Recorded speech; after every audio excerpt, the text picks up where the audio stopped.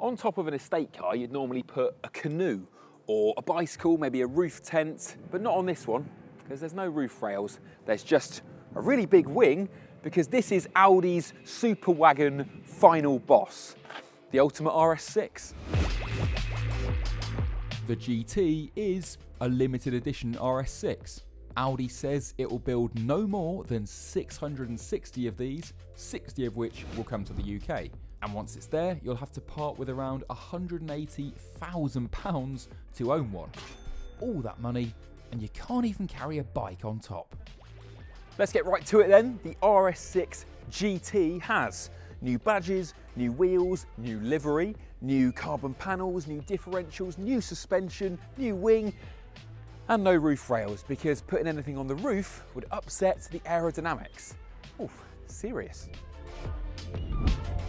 Now, I was actually a bit nonplussed when I first saw the spec of this car, because we know that tuners like Abt or Litchfield can easily pull 700-800 horsepower out of this engine by just giving it a hard stare, really. But for this, the ultimate love letter to the petrol RS6, the GT has the same 630 horsepower, 590 foot-pounds of torque that you get in the Bogo RS6 Performance for 50 grand less. So it'll do 0 to 62 miles an hour in 3.3 seconds and keep right on going until it hits 190, and that is jolly fast. But I don't know, I was expecting a bit more of that and less of a body kit. Okay, maybe that's harsh. There is more here than just a wing and a splitter. Here are the GT's killer details. Right, we'll start at the back because you've already seen the big wing. This has come from the RS6 GTO concept from a couple of years ago, but they didn't carry over that car's best bit, the aero-faced wheels. Instead, the GT's got these 22-inch Avus design 6-spokers. I mean, they're okay, but I don't know, I'm missing the dish defects that you got from the motorsport wheels. Speaking of motorsport, you get a livery and you have to have it. Coming to the UK, there'll be 20 in this heritage livery, then 20 in a grey and 20 in a black, but you have to have a wrap with some graphics. You can't just have paint to sample. Come down here, you have carbon bonnet and carbon front wings here with a big vent there as well to get heat out of where the ceramic brakes live. These are standard. I hope that they're upgraded because Audi ceramic brakes, in my experience, quite easy to set on fire. And then this is where the RS6 is just on full menace, isn't it? Here at the front, gloss black grille, vertical bladey things here, extended front splitter. It's always been just a deeply malevolent car to look at, and it's always had a great stance.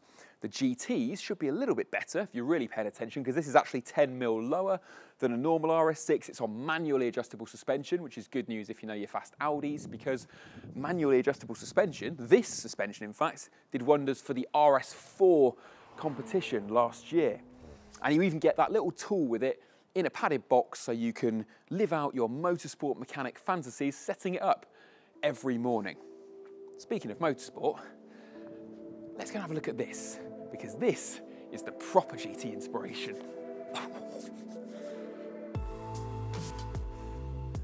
Probably the coolest looking Audi of all time, the 90 Quattro IMSA GTO of the late 1980s.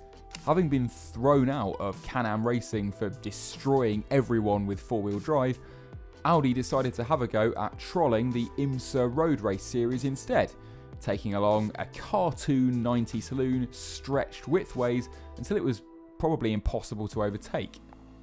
Underneath, it used the mechanical package from Audi's all-conquering Pikes Peak rally cars, a 2.2 litre 5-cylinder engine, and a monstrous turbo churning out a colossal 710 brake horsepower, which naturally went to all four wheels.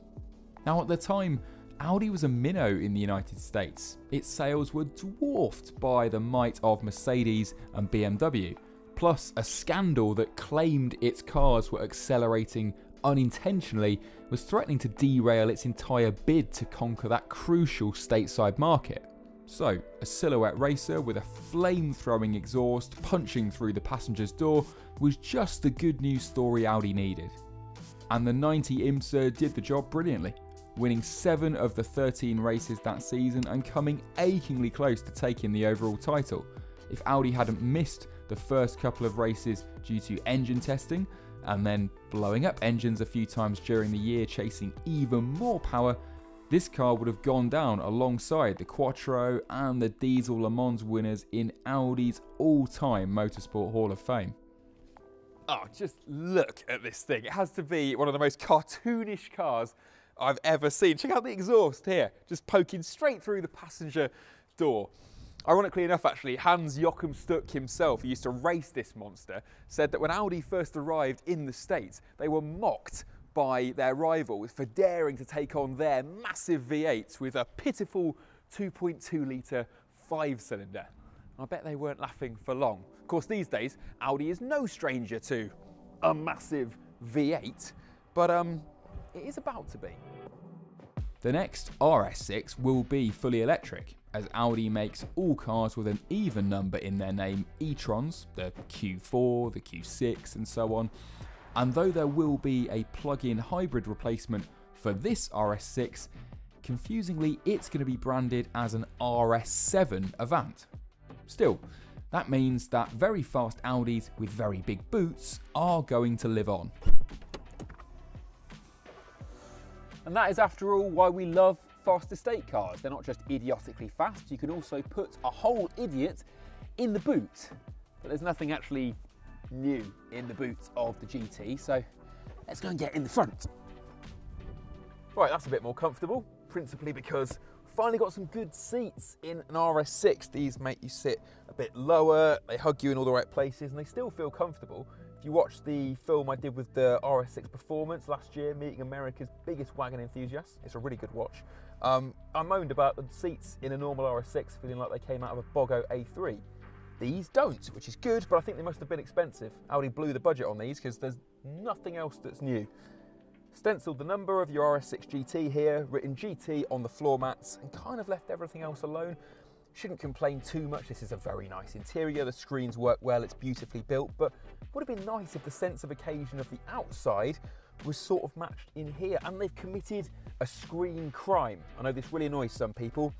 Go into the Drive Select menu, and the RS6 on the display here is a normal one. That's not a GT, that's got roof rails. The ultimate big super estate car then?